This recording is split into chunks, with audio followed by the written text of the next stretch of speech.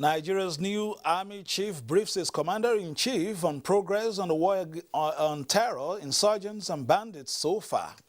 West African Youth Summit lends support to peace initiatives in Nigeria. Calls for national resolve against insecurity and social strife dominate discussions as Nigeria records 22 years of uninterrupted democracy.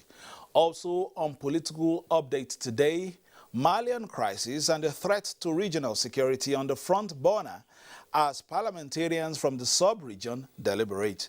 I am Fisayo Ogunfuyi. Welcome.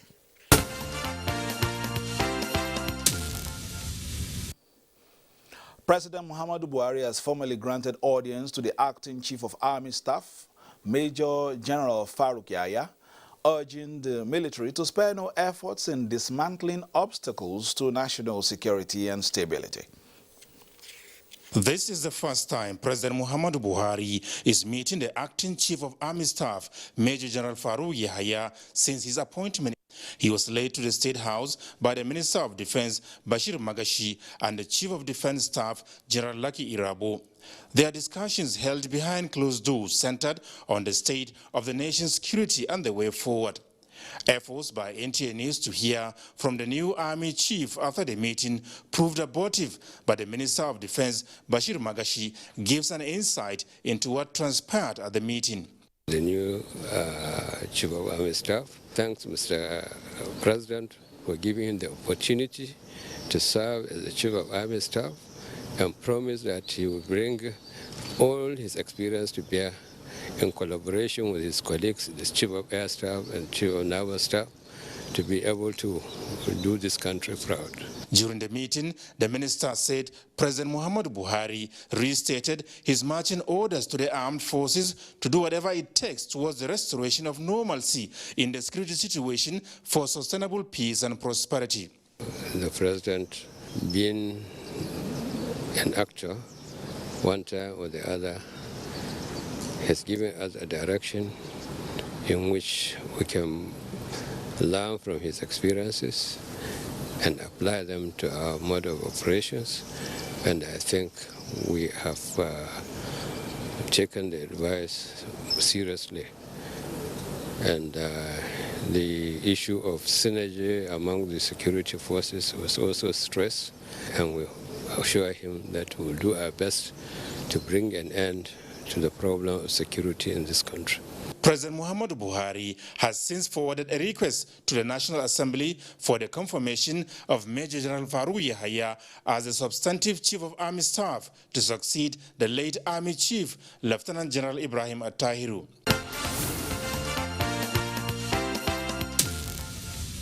President of the Senate, Ahmed Lawan, says the emphasis by the current administration on the values of accountability and transparency is strategic to its commitment to good governance as it promised Nigerians at inception. It was a time to acknowledge senators and other individuals who have distinguished themselves in parliamentary representation and other fields. Concerted efforts by individuals, especially through legislative interventions and those in one leadership position or the other, is at the core of this recognition. The first category comprised of 16 serving senators who, by our own barometer of assessment, have performed creditably well in different areas of legislative functions. The second and the third categories of the awards comprising of 13 non-serving senators. For the President of the Senate, it was another opportunity to remind Nigerians of the need for consensus in national development. While good governance is a work in progress, it requires a painstaking feedback process to appreciate loopholes and for efforts towards blocking them. President of the Senate, who received parliamentary leadership for good governance and budget cycle restoration awards, announced plans by the National Assembly to organize training for journalists covering National Assembly going forward. That the Senate is going to institute an award or awards for parliamentary reporting in the Senate press corps. I would like to say this will further propel us to do more in the service of our fatherland. The ability of the press to highlight the accomplishment of elected officials is an important tool for the creation of sustainable democratic culture. Among the award recipients are 15 senators, 5 governors, 6 ministers, and 3 others. Now, damaged INEC offices are to be reactivated, while those bent on destroying them will be confronted with state power. National Security Advisor Major General Babagana Munguno, retired, stated this while receiving a fire truck donated by the Federal Fire Service to INEC headquarters in Abuja. It may not withstand the guns, but can respond to the flames and control the level of damage. Out of the 42 fire incidents, 18 are arson, so appropriate for the battle. We are all in a country where we know what is prevalent now. It is on this premise the Federal Fire Service is deploying this state-of-the-art firefighting truck to the INEC headquarters and the entire Maitama vicinity. At the same time, it directed its state offices to take additional proactive measures around other INEC facilities nationwide. The 3 men leading the battle to end attacks on INEC facilities are optimistic of victory. President Muhammadu Buhari also, in the weeks to come, he will do whatever he can to reactivate the already destroyed properties of INEC, of course, within the confines of legality, to suppress any acts of criminality, destruction of public property. I think we need to take into cognizance right from the building stage what we need to do or what we need to put in place. Meeting for the second time in a week, hoping to meet again soon. Still talking about security now, all roadblocks, tinted permits and spy number plates are banned nationwide with immediate effect. Inspector General of Police Alkali Usman Baba gave the directive during a strategic engagement with his commanders in Abuja. An enforcement mechanism that will enforce the standardized process of issuance of SUI plate numbers and tinted glasses will be implemented. This is the second strategic engagement of police commanders under the new Inspector General of Police, Usman Alkali Baba. The meeting provided opportunity to review the security situation, evaluate strategies, and develop roadmap in combating crimes.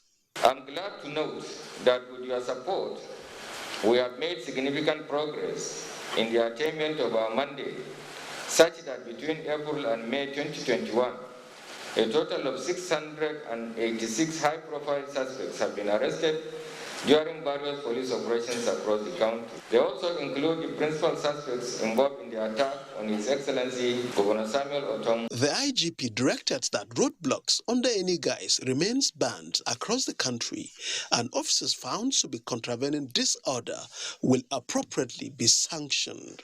Roadblocks as a policing model is becoming obsolete and unacceptable. Hence, we are working towards enhancing our intelligence-led and technology-driven policing capacity, as well as strengthening the safer highway modernized patrol scheme as an alternative to roadblocks. He urged officers to remain civil with law-abiding citizens, but go tough on persons or groups who are bent on violating laws and regulations.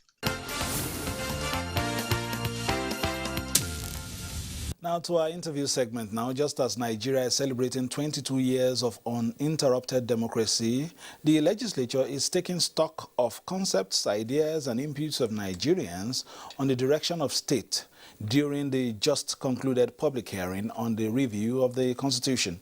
Senator Binta Masi Garba, a politician, shared her thoughts on Nigeria's journey to nationhood and the obstacles confronting female politicians in playing a more telling role in Nigerian politics.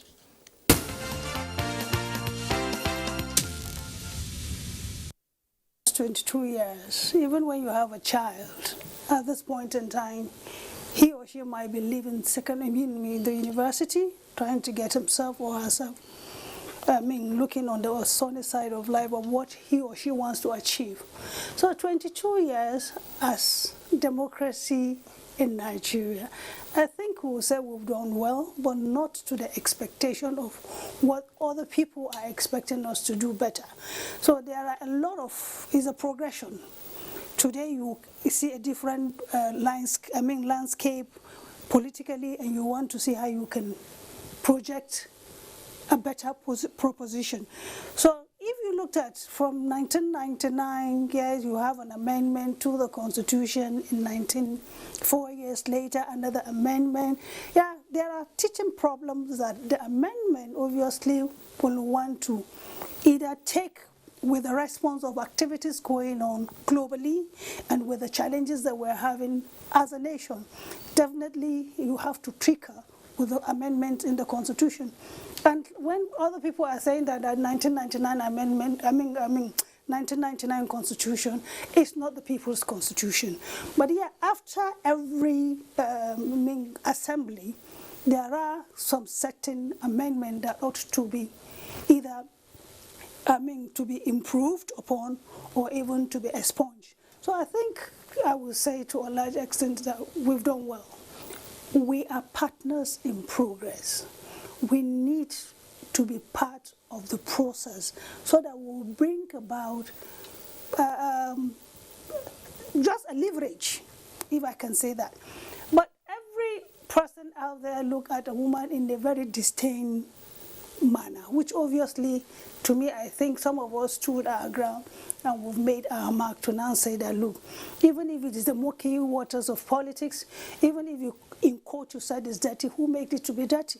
So it depends on we as the individual or we, the minority group in the politics, women, to be given the chance for us to contribute our quotas. But it has not been easy, because one thing they will not tell you, politically a woman ought not to be involved in such a game because of the nature of the game. No, religiously, they said no, it is not there. Culturally, they now bring it in there. But I want to stand to now to challenge that a woman that has been elected into an office, either House of Rep, the Senate, or the House of Assembly, I think they've done incredibly well. Unfortunately, most of the men are not comfortable with our credibility. I can give you a good example. I was the initiator. I started the constituency project because I challenged the former president. In 1999, when he now came, we had kind of a closed session. I said, if we are representative of a federal constituency, then what is our take to have the federal relevance in such constituencies? That was the former president, Olusegun Obasanjo. That was one of the questions I asked. And before you now know it, it becomes one part of constituency project for elected members. I think the late Yar'Adua now looked at being maybe from a political home, saw that we need to have a constituency. And that was when a certain amount of money were earmarked per geopolitical zone, irrespective, were earmarked, and such distributions were done in the National Assembly with the, based on the constituency project.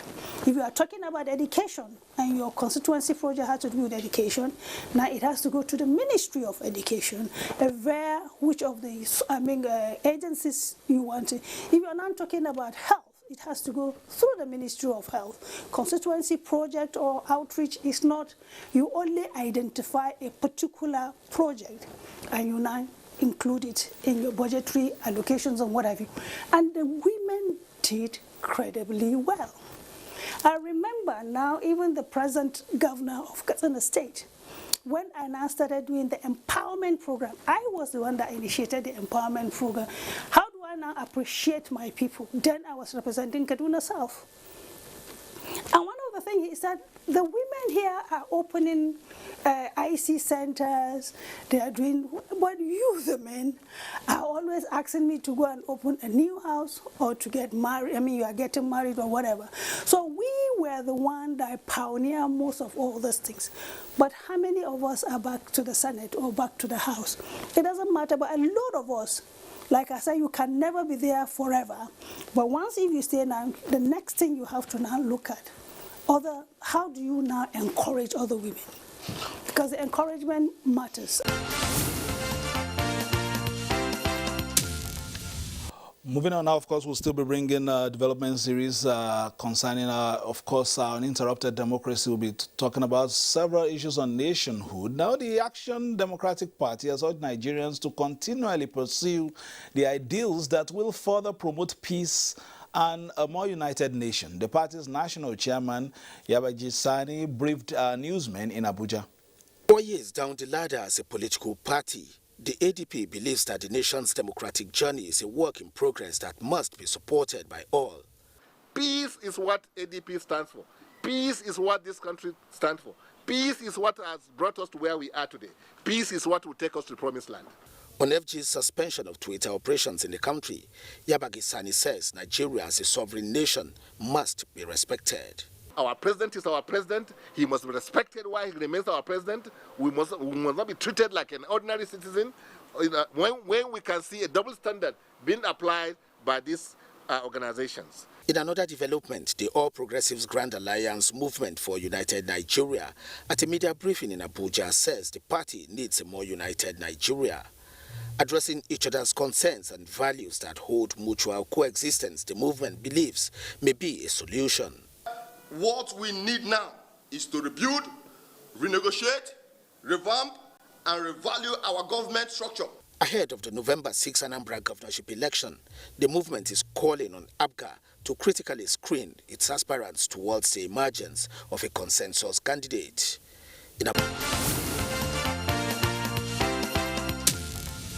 Now, the leadership of the West African Youth and Students Council has called on youths to shun actions that will undermine peace in the country. The call was at a pre-summit meeting in Abuja. As future leaders, these sets of youth believe that violence is never a solution to any problem confronting Nigeria and the West African sub-region. Therefore, their decision to critically look into their future towards changing the present narrative of unrest in some parts of the region. I urge us all at all points to embrace dialogue with our leaders and not resort to violence and destruction, as we have no other home than our individual ECOWAS nation.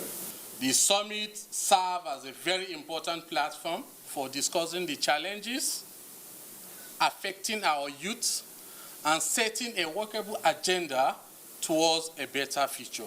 Documents are expected to emanate from the summit and are to be known as Abuja Declaration. Let's take a beat from the sub-region now. The political crisis in Mali continues to dominate debates on the security situation in West Africa at the 2021 ordinary session of the ECOWAS Parliament. Would Mali be able to go through... Central to debate on the political situation in Mali is the case of African leaders using constitutional amendments as a guide to perpetrate their stay in office. Because either the military will use the guns, or you go and say there's a referendum, you change your constitution, and you give yourself a new mandate. That's a coup by itself. That if you're not careful, there'll be human rights abuses in that country because there's no legislature to draft laws and approve laws for that country, our colleagues in Mali. The excuse of the coupists was that there were, social upheaval. But that does not give an excuse to take over power through emotional means.